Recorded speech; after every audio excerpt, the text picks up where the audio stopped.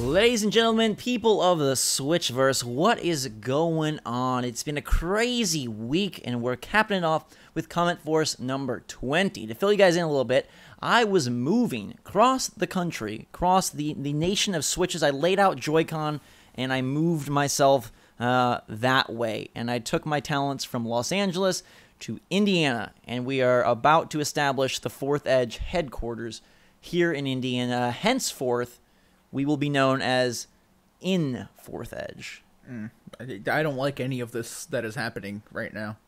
Previously, we were FourthEdge. That's so lame. That's so lame. It's funny. Gabe represents the Tix FourthEdge. No, I don't. I just represent me. All of you out there represent wherever you're from. Thank you for supporting us from every corner of the globe. Sorry for the slightly slow week. There were changes going on behind the scenes, but we are basically back to order. So we're going to kick things off in this new formation with CommentForce and with some of your thoughts. It was kind of a slow week. Switch is kind of going through, gaming in general, I think, going through this summer doldrums, but there are still good words from you people. So it's a bit of a shorter CommentForce, but still a good CommentForce. Any fun updates from the two of you? I want people to play Goner. I want that. I think it's... I played the whole plane ride here. Yeah, can people play Goner? Yeah, do that. I got to the second boss, and he was very hard. The whole game is very hard, sort of. I really like the shotgun, and I really like the explodey power-up. There's one that like blows up things around your little ghost boy. Yes. Jake, have you played Goner much? I have not. Okay, you need to get on that. I hope we have comments about Goner. Playing Trials of the Sword.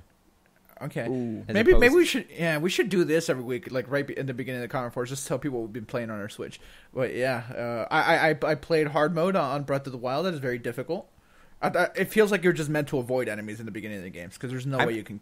I think I'm thinking about streaming after I beat the Trials of the Sword and like streaming different sections, like the harder sections, and taking like input from the chat of like how I should go about each room. Like the crazy thing about like the hard mode is like they regenerate health so quickly, and in the beginning you have such weak weapons that your weapons just break, and then by the time you like switch weapons or like find another weapon, like they already regenerated all their health. You're not supposed to fight people in the beginning of hard mode apparently, but regardless, unless you're part of the FourthEdge, then you have the strength to defeat all enemies. All right, regardless, let's get to the comments. All right, Gabe, kick us off with the first one. All right, N21 James 1 says NBA Jam, TMNT Turtles in Time, and Chrono Trigger are the biggest misses, referring to the SNES Classic lineup that was announced. A pretty good lineup. Jake, you mentioned TMNT in the video that we made. NBA Jam, I feel like NBA Playgrounds has me covered on that, even though like it's nowhere near as good. Ooh, yeah. Yeah, like nowhere near as good, but again, I think this goes back to like it's like who published NBA Jam back then? Was that like still EA? Acclaim. Yeah, I was gonna say like EA, Acclaim, whatever. Whoever did that back then, like I don't think Acclaim's not around anymore. So I don't know what like licensing issues that would come with. Same with TMNT. Chrono Trigger is like a huge miss. I don't know why that's not on there though. They got. I mean, RPGs are kind of covered with. Yeah, but replace Secret of Mana with Chrono Trigger. Yeah, that'd be good. Or replace Final Fantasy 3 with Chrono Trigger. I wonder if slightly devious minds at Nintendo were like, but we have Chrono Trigger for a DS, so we're just going to let that one sit. Yeah, and for Virtual Console and stuff. Yes, correct. But yeah, those are three good picks. Yeah, great picks. Jacob, you are up. All right, so Zachary Cardenas says, I wonder how long until we get the Switch Classic. Probably a very, very long time. Yeah. I don't know if you could do it with the hybrid nature of the Switch. I don't know if that's even possible. A little mini Switch with the two Joy-Con that pop off. Or they don't pop off. And it would be weird though because the screen is on there, so plugging it in would almost like defeat the Switch purpose. Do you want a bonus Gabe comment? Yes. I want to tell you how to correctly pronounce his last name. It's a very wonderful. It's a very common last name where I come from. It's Cardenas. Ooh, Cardenas. A little bit of spiciness for this CommentForce. No, a little Spanish spice. There you go. Not quite south of the border, but close. I like it, and I also like his pooch. I've been just At like first a I thought it quick was a aside. possum. I've been having. Oh, Jake, let's not even talk about your badger. Okay. As a fun aside, let's talk about his badger. okay. So Jake had a groin injury, and he's come up with the name Badger for his groin. So whenever Jake's groin is hurting, like when we play basketball and stuff, he says my badger's acting up. Wait, this is like today. This is is happened a couple legitimate. days ago. There's more of a backstory. It's because my brother said I was talking about my groin injury, and my brother said you have to lure it out to make it defend itself. And I said like a badger, and he said, "Did you just compare your groin to a badger?" And I said, "No, I compared what you just said to a badger." And then it just kind of stuck that it's Forevermore, we will refer to Jake's groin as the badger. I also feel really bad that you guys are playing basketball without me. Zach, I can't wait to defeat you again. Next comment. All right. Sir Owns a Lot Gaming says, I feel like they are delaying VC on Switch for this, being the SNES Classic. I'd much rather have these games digitally on Switch where I can play on the go or at home with wireless controllers. It's not a coincidence they are ending production of the SNES Classic in December 2017 and making Switch owners wait till 2018 for the launch of the Nintendo Network services and most likely the VC. Quick correction, they are not ending production. They said that they promise thorough production through 2017, but had no comment beyond that. And yeah, it does sort of seem like VC perhaps was delayed because of this. It could be part of their overall master plan. It's not like the SNES Classic just popped up out of nowhere during the summer. They've thought about this for a while and clearly planned this out. But you know, we still don't know what the Virtual Console and Switch looks like. So when we find that out, I feel like then we can go back and say either yes or no, this SNES Classic played a major role. I mean, I feel like it has to a little bit, but it's going to be weird, as we kind of mentioned. You get these games for basically $4 a pop. So if they go back to charging $8 on the Switch, it's going to feel a little weird. Yeah, but you get the portability, and you're going to have different games. It's not going to be all the same and only the same. I did see someone say, you know, do you think a lot of these games are some of the most popular games? So when they said that the subscription service would be providing some games, do you think that some of these will be on that for free and cause like this weird just like confluence of SNES games and cost and free and $4 and $8? I don't know. It's going to be interesting to see what they do. Well, I mean, the thing is that this is like such a, what I believe is going to be a limited product again. Like they've clarified that there is going to be like way more of them than there was of the NES Classic. So hypothetically, more people will have them. But I still think it's going to end up being like a collector's item of some kind. And not everyone's said that's what the NES Classic was supposed to be, a holiday novelty item. So I feel like it's the same, but just they're gonna put out a few more. Yeah, so I don't think that like the masses are gonna complain like, oh, I just bought an SNES Classic. Why do I have to rebuy this on VC? First of all, you don't have to. If you have your SNES Classic, you can just go play it on there. But you know, you want to take it on the go and you want to play with wireless controls, sure. But yeah, I think the masses in general. I think the SNES Classic and the Virtual Console are catered to like different people, I guess. Yeah, that's what I was going to say. I wonder if Nintendo views them as completely separate markets, that the Switch is, you know, like their hardcore gamer box, and then the SNES Classic is more, like you said, Jake, like a novelty, more for nostalgia, more of just like a fun extra pickup, you know, a little more than the cost of a game, and not really expecting or anticipating as much cross-pollination as... I think there probably will end up being a lot of it, because Nintendo fans are Nintendo fans through and through, but maybe they, you know, internally view them very separately. Okay, that's a good point there. But I'm going to move on here to Connor Harte. As if they release an N64 Classic, I would lose my mind. A lot of people my age would lose their mind. Do you think they do this? I was reading an interesting article. They're talking about this may be the last Classic because the lineup for N64 and GameCube, do they have enough games to really facilitate this? Plus the controllers and everything are weirder, and just how would that all work? I think... eventually, right?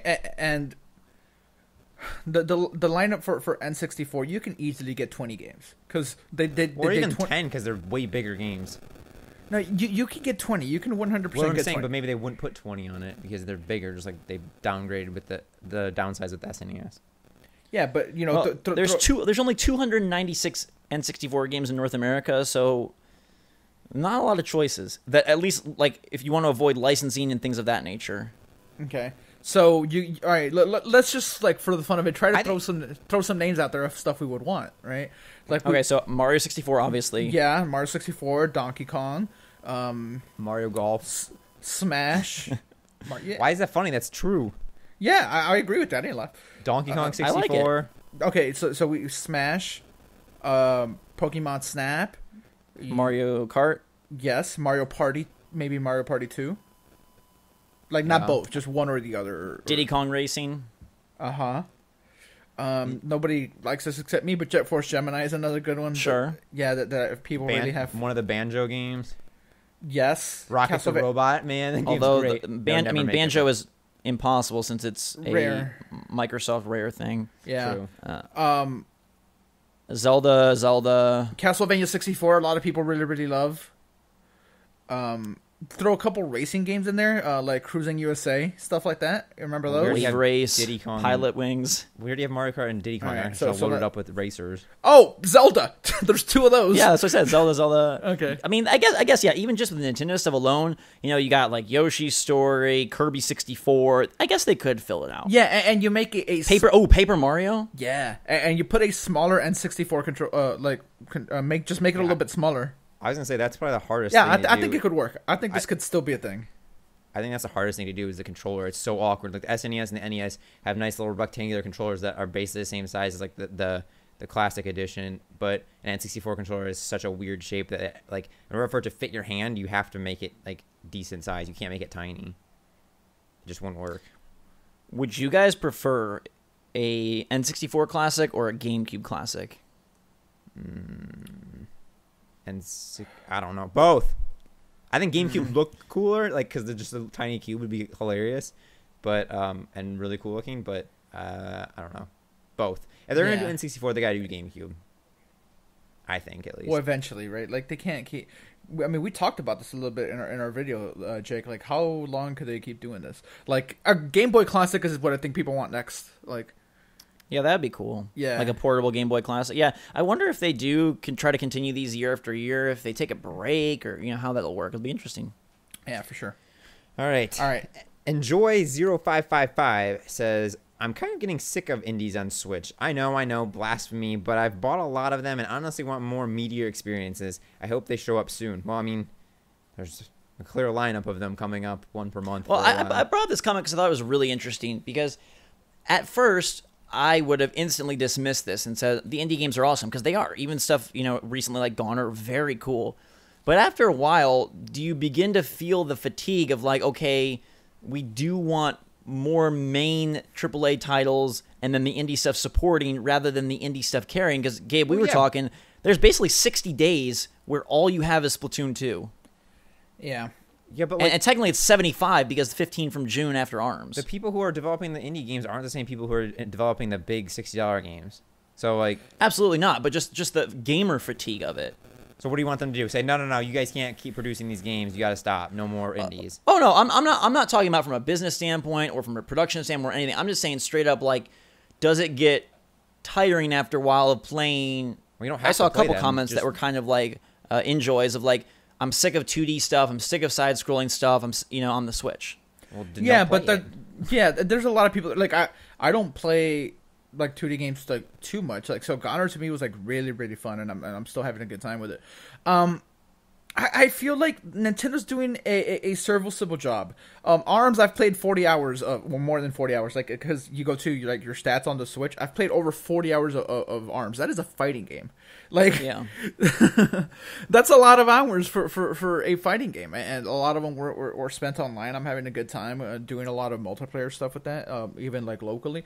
So, and then shortly we're getting Splatoon, another big multiplayer game that you can hope will carry us a little bit forward, and there is that lull after that, like you mentioned. But I'm blanking out on the name, but that game that looks like Advance Wars, what's the name? Wargroove. Yeah. Yeah, I'm hoping Wargroove comes out soon because that seems like an indie game that I would love on the Switch. Like that seems like an experience that's just prime to be a decent sized hit. Shakedown Hawaii is like another big one that I feel is gonna be like pretty good on the Switch. So if those two come out in that time frame, I'll be happy. especially because I do think Splatoon is going to have some arms. Get it? Legs. Get it? Legs. Have some tentacles, baby. Yeah. I was actually at an aquarium recently, and they didn't have any squids. I was kind of let down. Yeah, but I'm not tired. I like indie games. Like, they're fun to me. So I don't share the sentiment, although I can see how it might bother some. But, there are big experiences coming, like, every month from here until, next year. So.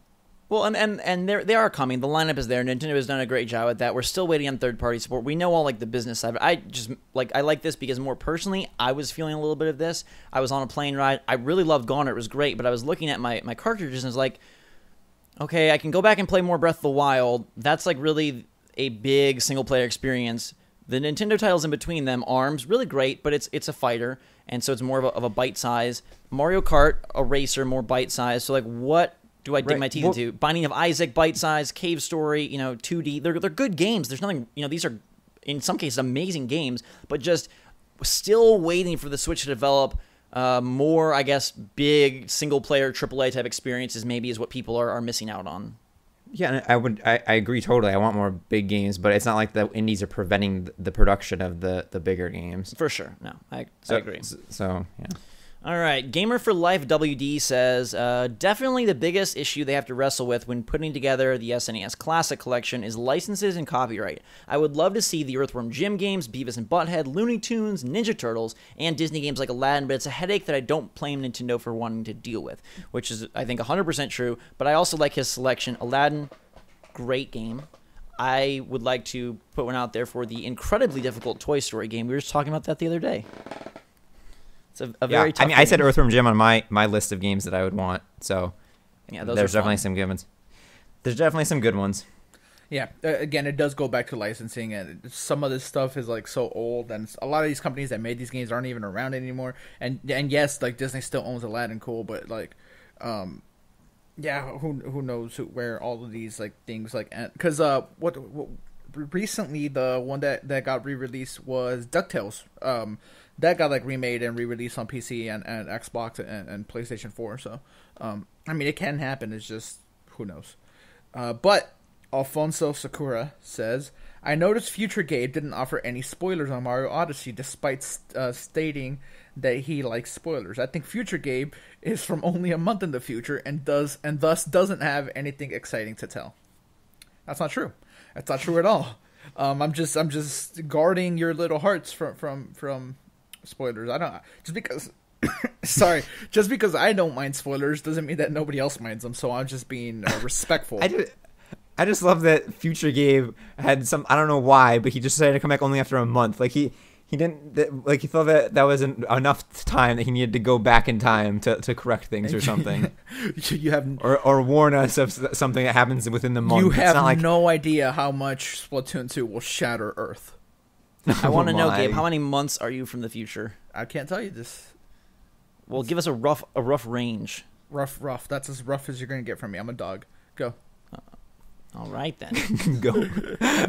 Fridge door. That'd be scary if your fridge door could talk and make comments about your life. Wait a minute. In CommentForce number 17, Gabe said, I feel like if the Fourth Edge continues being a thing, we will be in some dystopian future where the Fourth Edge is the president of the United States.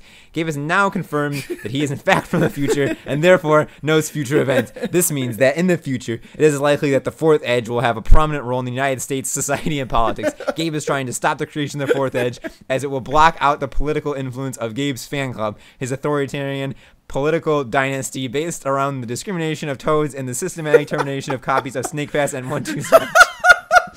That is a very in-depth theory there. Fridge door. Shout out to you, man. This is the best comment I've ever seen in my life.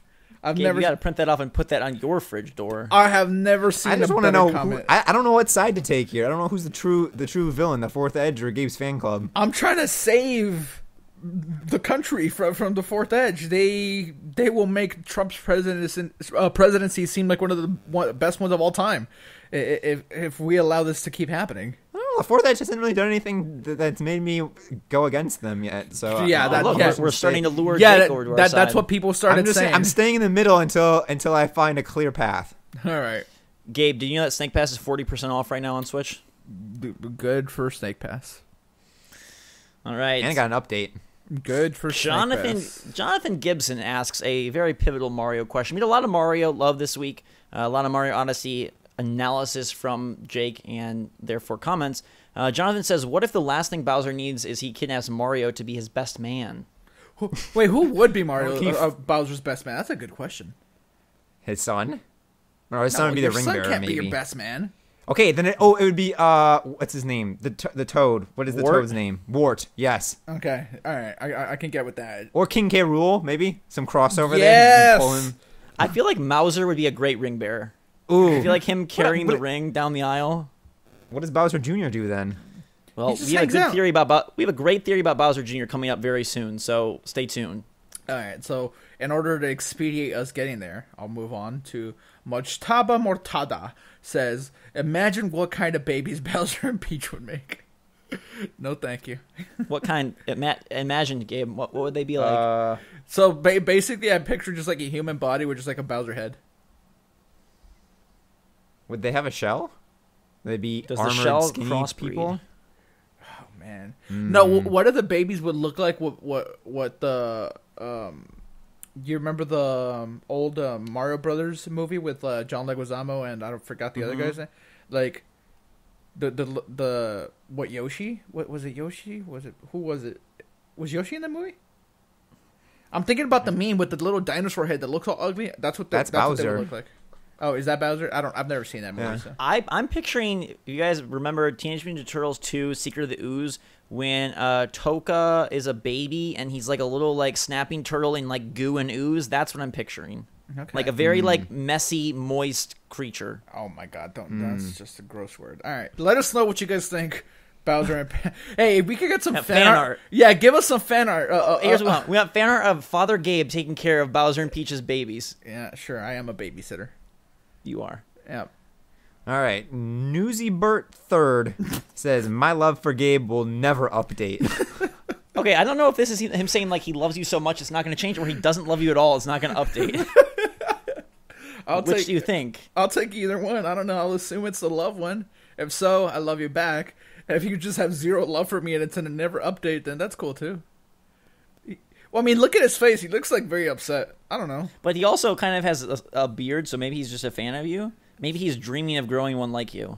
That's not. Gabe has beard envy. When we were at E3, he kept pointing people out that he said he had beard envy of. Oh yeah, yeah, I do have beard envy, but not for goatees like this though. Well, he has beard envy for you, and then you have beard envy for other people. Is what I was saying. Sure. No 1.2 update or 3.0 update for Gabes Love, but JPG Blur 456 asks us about a potential update. Which would you guys rather have, Switch Force, for a Super Smash Bros. Anniversary? Super Smash Bros. 5, or every single Super Smash Bros. Game remade with stunning HD beautiful graphics like Crash Bandicoot Insane Trilogy? Now, obviously, the easy choice is a new game, but after playing Crash all weekend, they look really good, and that would be super awesome to see the OG Smash Bros. Looking like that. Yeah, but I'll like, always take a new game. Yeah, I would too, because I feel like they kind of overlap. You know, like when are you gonna sit down and like play like multiple versions of Smash in the same session? I feel like people just gravitate towards their favorite and not even touch the other ones. Yeah, that's the other thing. Everyone's gonna play Melee. Or if they want to have Kirby be OP, they can go back to the original Smash. If they want super fast dominating Kirby. And who doesn't want super fast dominating Kirby? I think the more likely issue is Smash Brothers 4 DX or wait for Smash Brothers 5, and in that case I would rather have a Smash Brothers sooner. Yeah. Smash right? Brothers. I just really want some new characters. Yeah, Smash Brothers on Switch is going to be so good. Whenever it happens, whatever it ends up being, whether it be DX or Smash Brothers 5, like I'm on board. I miss Smash Brothers. I haven't played it in a little while, and the Switch is just so perfect for that. But we'll see. I don't think we ever get like a every Smash Brothers ever bundle. That's not. I don't think that happens. Maybe it's Smash Brothers Classic console. Maybe that's gonna mean next E3 is all gonna be about Smash 5. No, I don't think so. I think Gabe, when you're wrong, I will send you back to the future or back to the past, like caveman days. We're gonna trap Gabe in the present. He can never leave this moment. Please don't do that. I hate the present. But you know what I don't hate? Mind King's 101's comment I don't know. I haven't read it though. How cool would it be if they implemented all the kingdoms they created for other games? They could have the Bean Kingdom, and the palm tree could have that place from Super Mario Sunshine. I can't remember the name at the moment. I think Delfino Plaza. That one. I think it would do a lot to really make the world feel more Mario. I kind of like that, though, that he's venturing out to different places. And, like, in some of the interviews, they were talking about how the directors and people who were working on the game were using their real-life travel experiences to create the worlds or the kingdoms that they were visiting. So they were talking about, like, the Sand Kingdom. They took a trip, I think it was to Mexico or South America, and they came back and loved it. So they implemented, like, pieces of the culture and the landscape, and that's how they came up with, like, the Sand Kingdom. So I think it's kind of cool that they're creating totally new worlds. And it'd be very strange if Delfino Plaza was now a shape of a palm tree instead of a shape of a dolphin. But yeah, I think they're not going to dip back. And I personally would not want them to dip back, but that's just me. Which Nintendo developer shrunk themselves and like just went like to a grocery store and hung out in the fruit section or whatever the I think I don't even know what to think of the Luncheon Kingdom. It's like crazy colors and crazy angles, and I don't know, maybe one of them got sucked into a computer or something. Yeah, maybe. Yeah, I would actually like this. I have sort of the devil's advocate opinion here. I would love for them to have at least one throwback, or at least a kingdom that threw back, like a throwback kingdom where you get to go and see all these like other areas. I think it'd be fun to revisit like Delfino Plaza in gorgeous HD. I think it'd be fun to revisit Peach's Castle in gorgeous HD. And I think there is. Go ahead. I think the reason for me is because yes, I enjoy the areas we've seen, but I do slightly miss that they're not.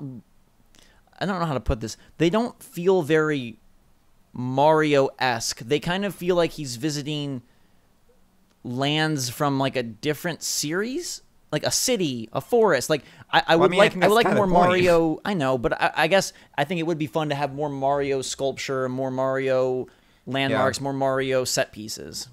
I mean, there is the mushroom-shaped island, which people were saying is too small to be the Mushroom Kingdom, but so maybe it's just a piece of the Mushroom Kingdom, or I don't know. Maybe it's a big, small world. I don't know. But yeah, I understand what you're saying. Like Super Mario 64, they didn't have a lot to work with, so they made everything like very like specific to a different like minion, like the Bomb-On Battlefield or Boo's Mansion or things like that. So this one's definitely venturing out, but I think they kind of did that on purpose to give Mario a new perspective on the universe.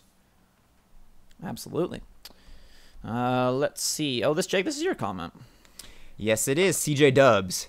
He's a little happy Bulbasaur. Says, do you think Metroid Prime 4 could have an online mode? The main focus would still be the story mode, but an online mode would be good for many things, including more incentive for people to buy the online subscription, help break the Nintendo is for kids only stigma, and show third-party devs that shooters can do well on Nintendo platforms. So like a deathmatch of Samus against Samus against Samus. Or like other Federation Force people. Sure. Other bounty hunters from the galaxy. Do we think it could have an online mode? Sure. I mean, do I think it will? Probably not, but it could, right? Like I just don't know. Or is it more? Do they keep it more like a Zelda experience, where it's like their big kind of Zelda-ish type game for the year, where it's solely single player, but they have like DLC updates or something? Yeah, that's what I want. I don't. Personally, I don't think I care to play like a Metroid like online thing where you're like just shooting people. Although maybe it could be fun to just like have like an arena mode where you're just going around like as morph balls and you have your guns and you try. I don't know. Maybe it could be fun. I'm trying to think of. Gabe is very indecisive about this. Yeah, I am. See, because I think of Doom, like very very different game, but like the arena like multiplayer on that is kind of fun. So you could maybe do that for Samus, and you could even like do some like swinging around. It could be fun, I suppose, but no. Just monkeying around, swinging around. Yeah. Hanging out with your friends. Zach, what do you think? Because I am very conflicted. I mean, to answer sort of the second point first, I don't think that Nintendo shooters are going to indicate anything to third-party shooters except that Nintendo games sell well. So that's where this sort of becomes difficult. I don't think like, Splatoon 2 doing really well means that Call of Duty...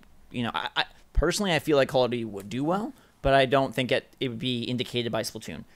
In terms of Metroid, I would like to see it have something like that, but only if they're able to find a way that really can be a genuine, like, supported mode. If it's just going to be like a +1 feature on the back of the box, I don't want it. If they truly have this vision for Metroid where it's, added in there and that's a big component is this competitive multiplayer, and they're going to try to go like a Halo-ish route, then sure. But I feel like 95% Metroid retains its more single-player focus and more of its Metroidvania focus, and it probably doesn't even dive into the open world that we discussed last week. Probably does stay more of a linear game.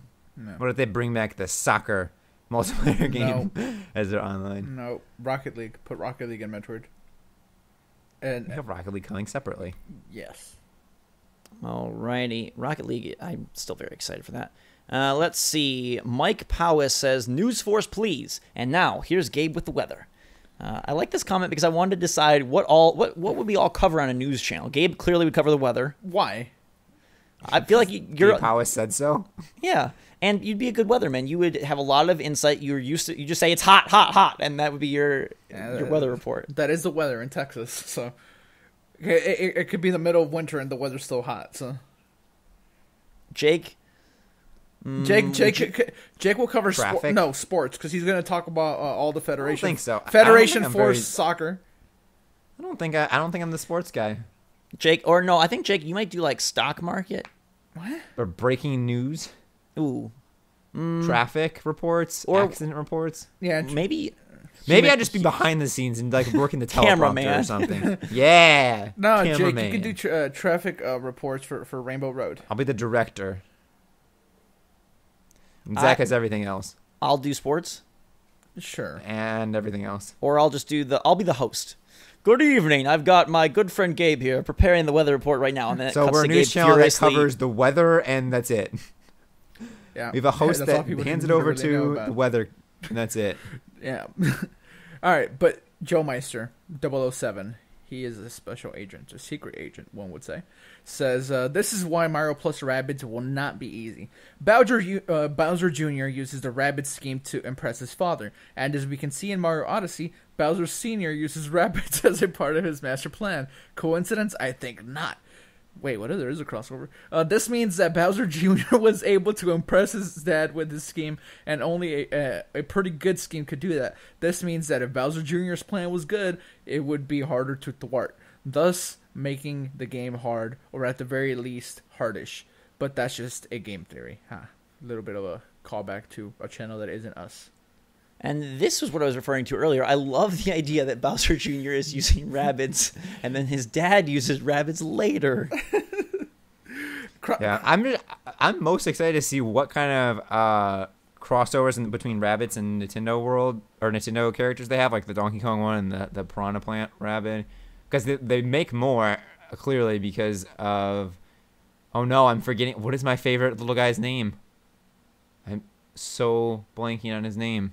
This is not good. But anyways, Rabbids? The little guy who makes crossovers between Nintendo characters and Rabbids, and that's how the Parabbid plant comes into being in the Donkey Kong Rabbid. But anyways, I'm just excited to see what other crossover characters they create. I do think it is very interesting that Bowser uses the Brutals, and they are rabbits, and Bowser Jr. wants. I mean, that's just.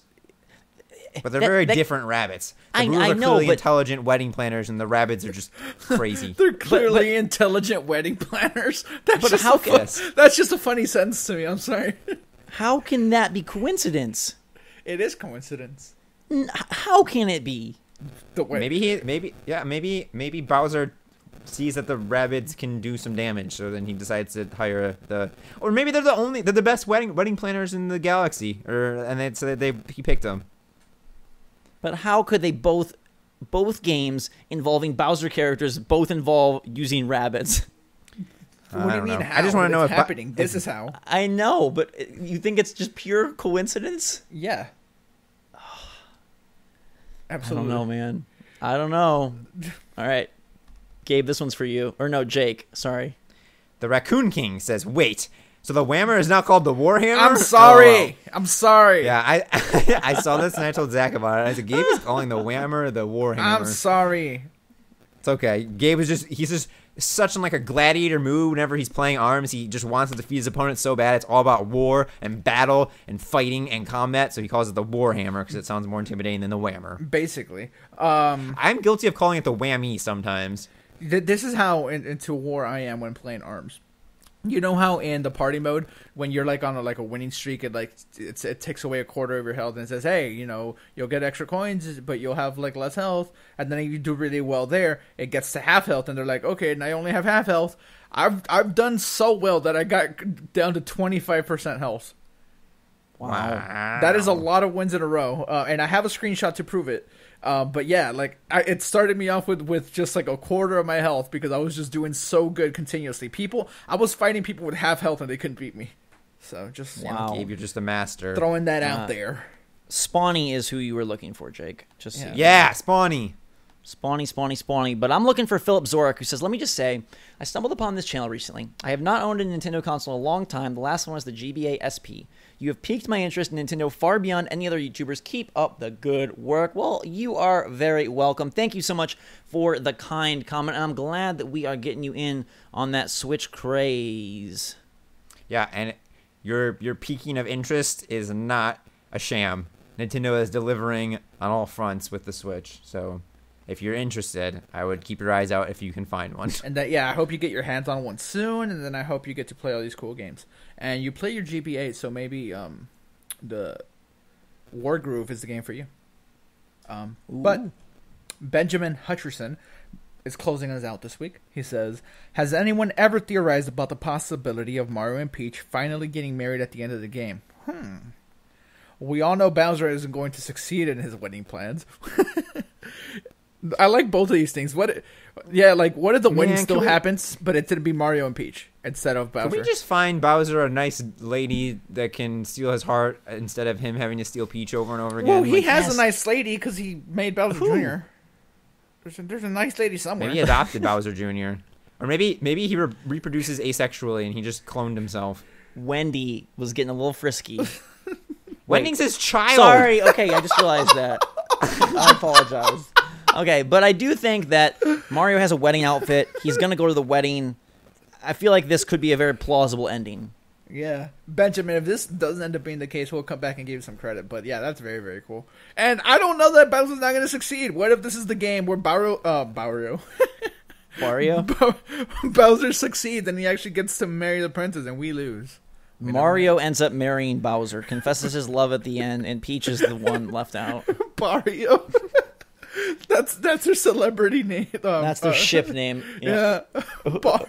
Who needs Bowzeech? We got Barrio. Right? Barrio is also like a Spanish word. I like power better. No, Powser better than Bazeech or whatever you just said. Mario and Bowser is Mauser. No way. Mario and Bowser get married, have babies, and they make Mauser. And then they go back in time. Or maybe Mario Odyssey is before Mario Brothers 2.